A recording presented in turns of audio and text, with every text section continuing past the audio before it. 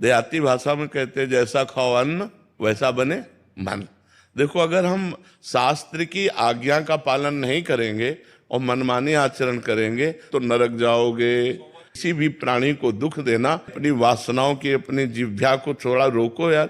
शराब पीते हो, मांस खाते हो, अंडा खाते हो, इस तरह के व्यवहार करते हो और हनुमान जी और शंकर ये ऐसे प्रसन्न हो जाएंगे, ऐसे काम बन जाएगा? कुछ नहीं बन जाएगा। अवश्य में भोक्तव्यम कृतम कर्म शुभाशुभम। जो तुम कर्म करोगे तुम्हें भोगना पड़ेगा। चाहे मुर्गा हो चाहे बकरा हो, सब जीव अपने प्राण बचाना चाहते हैं। राम जी के रूप में भगवान ने यदि बाली के चरण में बाण मारा तो भगवान श्री कृष्ण के चरण में व्याध के रूप में उसने बाण मारा।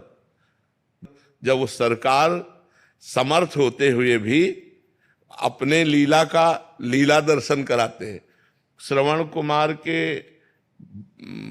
वध का संयोग बन गया दशरथ जी के हाथ से, शब्द वेदी बाण मार दिया। तो देखो उनका जो कर्म था वो तड़प तड़प के अपने पुत्र भगवान राम के वियोग में प्राण त्यागना पड़ा कि नहीं पड़ा? उसको मिटा सकते थे लेकिन भगवान नहीं मिटाते। अवश्य में वो भोक्तव्यम गीता जी में कहा।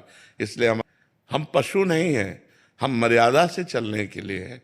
हमारी मर्यादा बनाई गई, शास्त्र मर्यादा हमारी कानून व्यवस्था है। यदि हम शास्त्र मर्यादा से चलेंगे, शास्त्र कानून से चलेंगे तो हमारा मनुष्य जीवन सार्थक हो जाएगा, नहीं तो निरर्थक हो जाएगा।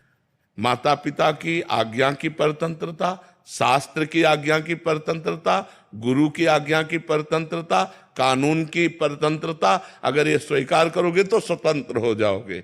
अगर मनमानी करोगे तो परतंत्र हो जाओगे। मनमानी स्वतंत्रता नहीं होती, मनमानी इंद्रियों की परतंत्रता होती।